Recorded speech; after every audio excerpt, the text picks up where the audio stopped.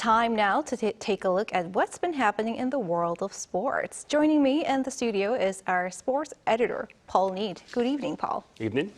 So first, let's start with football. On Friday, Jurgen Klinsmann era began for the South Korean national team and did so with a draw.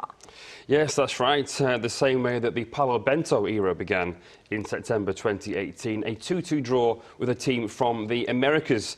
But under new boss Jurgen Klinsmann on Friday in Ulsan, South Korea drew 2-2 with Colombia. Captain Son Heung-min scored both goals, the first of the Klinsmann era. His first came with just 10 minutes on the clock, with Son picking up a loose ball and spotting the goalkeeper off his line. Son then curled the ball into the top corner from outside the box to make it 1-0. His second came via what is now a trademark free kick. On the stroke of half-time, Son himself was fouled on the edge of the box and stepped up to take. The ball went into the bottom left-hand corner with Son's right foot. But Colombia pulled one back straight after the restart through James Rodriguez, and then 3 minutes later, Jorge Carrascal. Up next is another friendly on Tuesday against Uruguay. The two teams, of course, met in the World Cup in November, drawing 0-0. And speaking of Son Heung-min, he will have a new manager at Tottenham. He's fourth in as many seasons. What can you tell us more? Yes, that's right. Antonio Conte has left Spurs by mutual consent. That's according to reports which surfaced late on Sunday night UK time or very early on Monday morning here.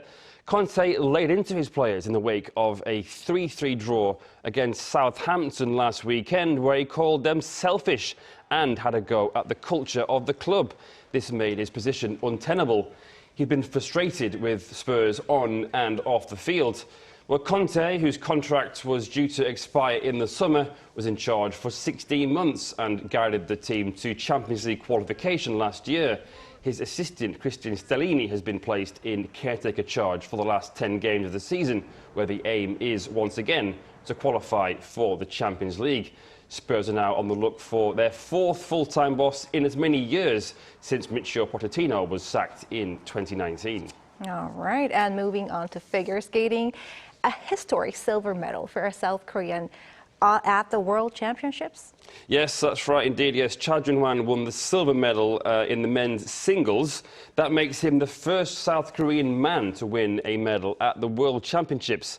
At the International Skating Union World Figure Skating Championships in Saitama on Saturday, Cha finished with a new personal best with 296.03 points in the men's singles.